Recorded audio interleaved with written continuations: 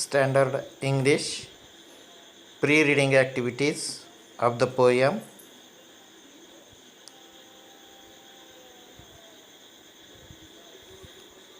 (2.1) You Start Dying Slowly, Pablo Neruda. Warming up activities. Good morning, friends. Myself, Wale sir, from Jawahar Secondary and Higher Secondary School, Kesapuri Camp, Mazelgaon. As an English teacher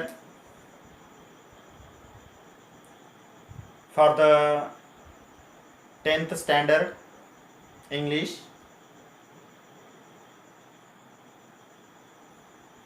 I would like to share you the ideas about how to solve the warming up chit chat activity of the poem 2.1 You Start Dying Slowly is written by Pablo Neruda. Before reading this poem, before discussion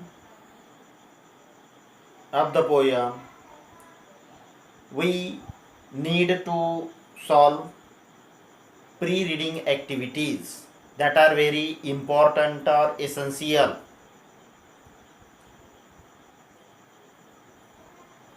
Warming up activity. Let's start to the pre-reading activity. How do we solve these activities? We discuss here about the one by one question, one by one points given here. So first question, ask the assigned questions to 4 different students in group and discuss.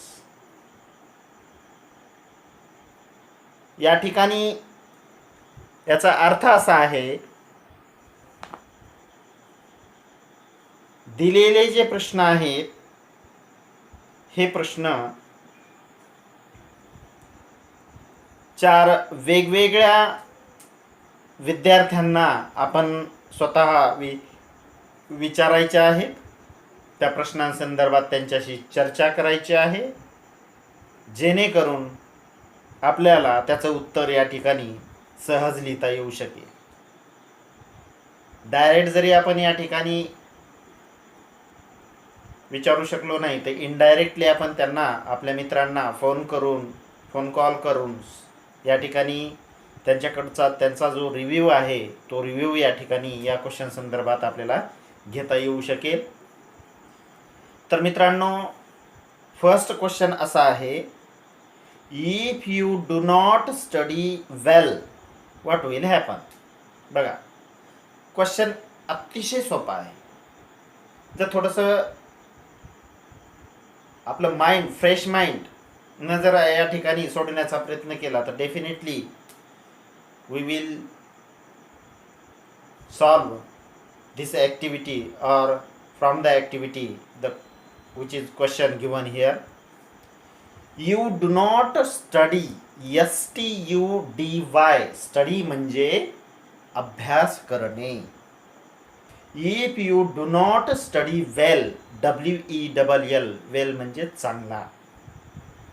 म्हणजे जर तुम्ही चांगला अभ्यास करू शकला नाहीत, पहा, do not study, जर तुम्ही चांगला अभ्यास करू शकला नाही तर व्हॉट विल हॅपन म्हणजे काय होईल.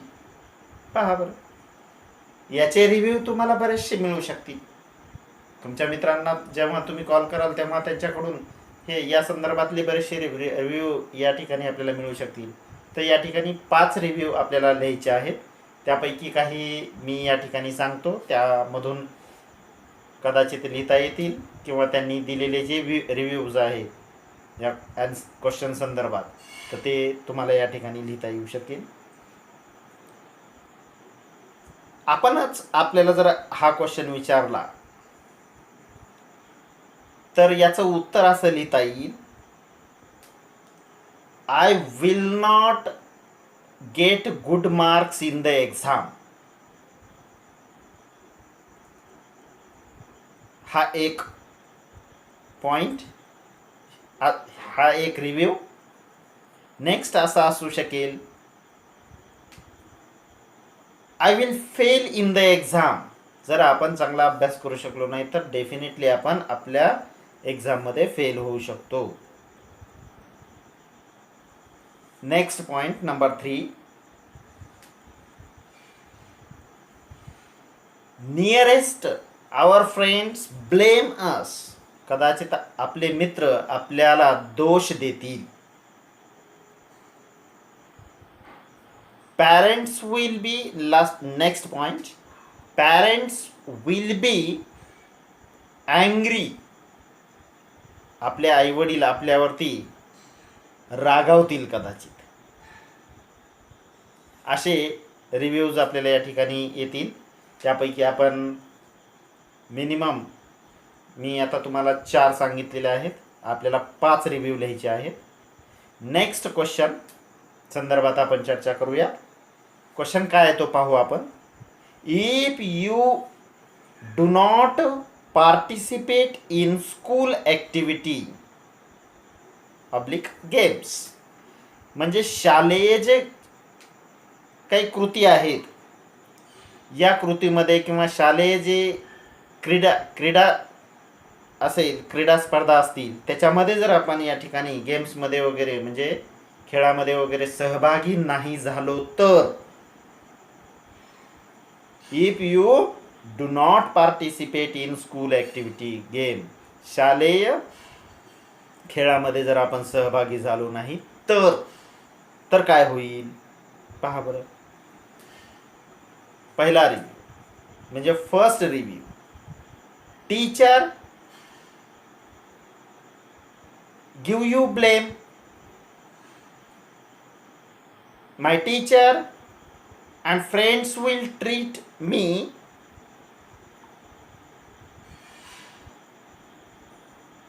inactive student. They will say you are inactive students, means you are not active students. Then next point,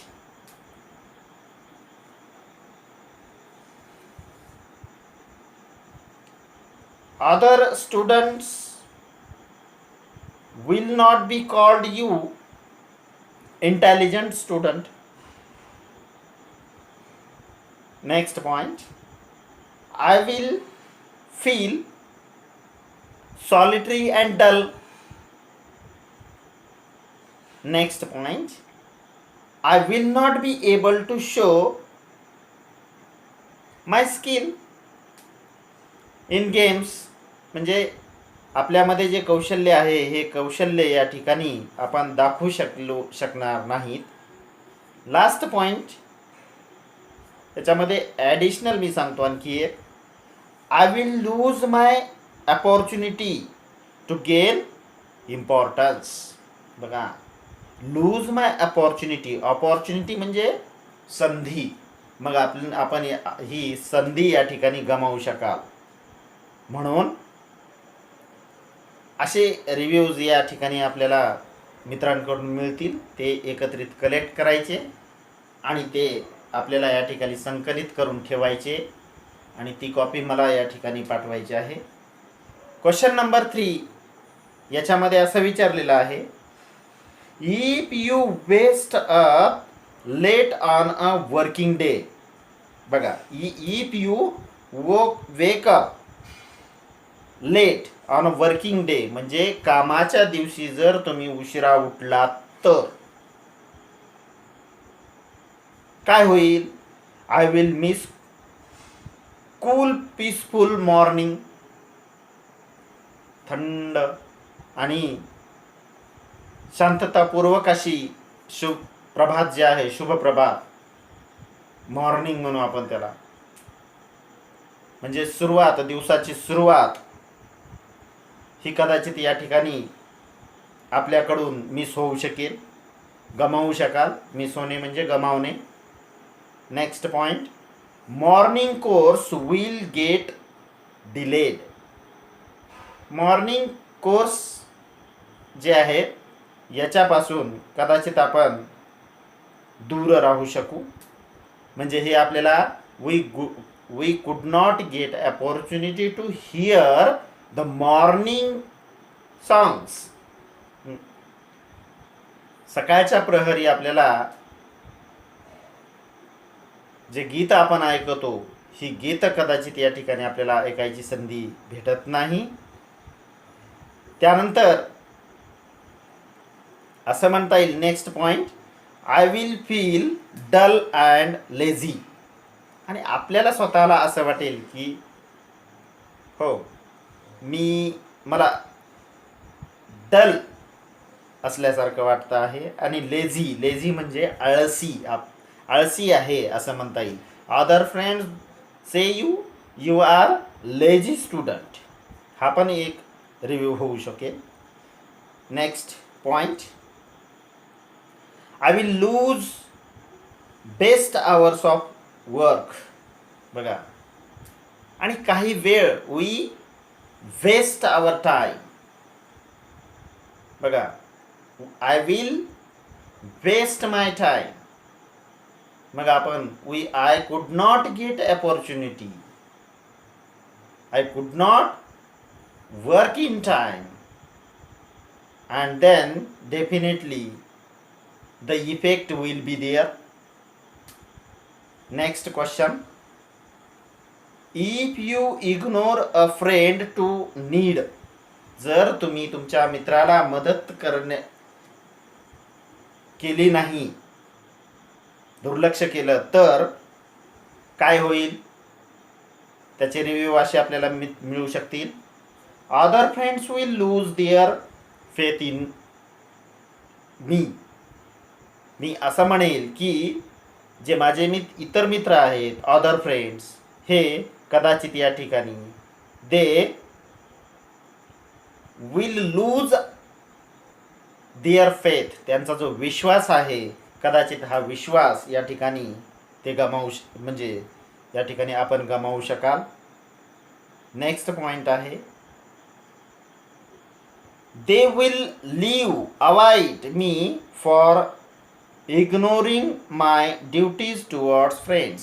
मित्रांप्रती असलेली जी आपली कर्तव्य आहे, हे कर्तव्य कदाचित या ठिकाणी कर्तव्यापासून आपण वंचित राहू. Next point, many will blame me for my betrayal. म्हणजे इतर जी मित्र आहेत, हे मित्र कदाचित तुम्हाला दोष देतील. Next point, I shall face big emotional loss. आणि खूप मोठा नुकसानीला आपल्याला कदाचित या ठिकाणी आपण सामोरे जातात, असं या ठिकाणी रिव्ह्यूज आहेत. या क्वेश्चन संदर्भात आपण याच्यापेक्षा आणखी ॲडिशनल रिव्ह्यूज लिहू शकतो. Next question, if you do not do exercise. म्हणजे तुम्ही जर एक्झरसाइज नाही केली रेग्युलरली, व्हॉट विल हॅपन. तर काय होईल? पहा बरं, हे किती सोपा आणि चांगला असा क्वेश्चन आहे, ज्याचं उत्तर आपल्याला विस्तृत स्वरूपामध्ये लिहिता येऊ शकेल. मग या संदर्भातले जे रिव्ह्यूज आहेत ते म्हणजे, I will not feel energetic. I haven't energy. म्हणजे आपल्यामध्ये जी एनर्जी आहे, शक्ती, ही कदाचित या ठिकाणी असू शकणार नाही. Next, I will not stay healthy. म्हणजे मी माझं आरोग्य हे कदाचित या ठिकाणी हेल्दी राहणार नाही, म्हणजे आरोग्य हे चांगलं राहणार नाही, कदाचित फिजिकली आणि मेंटली डिस्टर्ब. कदाचित या ठिकाणी आपण फिजिकली म्हणजे शारीरिक दृष्टिकोनातून आणि मेंटली म्हणजे मानसिक दृष्टिकोनातून आपण या ठिकाणी कदाचित फिट राहू शकणार नाही. Next review. I will suffer from obesity म्हणजे लठ्ठपणा. हा कदाचित या ठिकाणी आपल्याला लठ्ठपणा होऊ शकतो. एकाच ठिकाणी समजा आपण 3 टाइम खायचं आणि सातत्याने आराम करायचा, एकाच ठिकाणी राहायचं, कुठं फिरायचं नाही.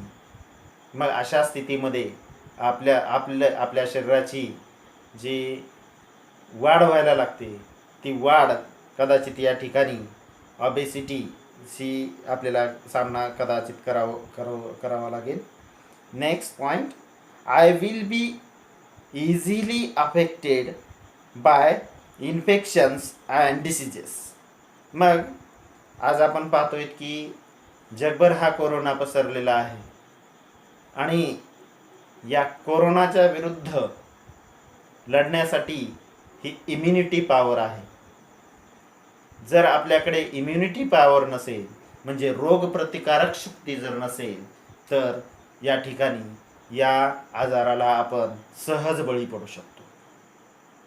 म्हणून इम्युनिटी पॉवर ही सुद्धा महत्त्वाची आहे आणि त्यामुळं इम्युनिटी पॉवर वाढवणं हे सुद्धा आवश्यक आहे. असो, I will be easily affected. सहज आपण याचे म्हणजे या अशा पद्धतीचे जे व्हायरसेस आहेत किंवा अशा पद्धतीचे जे आजार आहेत, या आजाराला आपण सहज बळी पडू शकतो. Next point. I will not feel energetic and active. मग आपल्याला या ठिकाणी आपल्यामध्ये आपण कसं अगदी वी फील व्हेरी सॅड, आपल्याला खूप दुःख वाटेल या गोष्टीचं की एनर्जी नसेल तर आपल्याला खूप अस्ताव्यस्त होऊ शकाल. म्हणून एनर्जी ही सुद्धा तितकीच महत्त्वाची आहे. कोणत्याही कृतीमध्ये ॲक्टिव्ह राहणं हे सुद्धा तितकंच महत्त्वाचं आहे. Last question. If you eat too much junk foods. Junk food जे आहे जंक फूड म्हणजे आरबट चरबट खाणे. If you eat too much junk food, हे आरबट चरबट अशा पद्धतीचे जे अन्नपदार्थ आहेत, हे जर आपण पुष्कळ प्रमाणात घेतली तर व्हॉट विल हॅपन, काय होईल, तर त्याचे रिव्ह्यू आपण या ठिकाणी पाहू.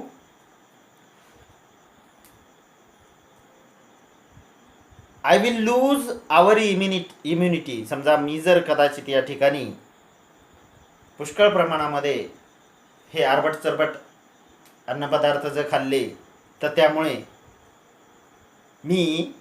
माझी जी इम्युनिटी पॉवर आहे, I will lose my immunity power.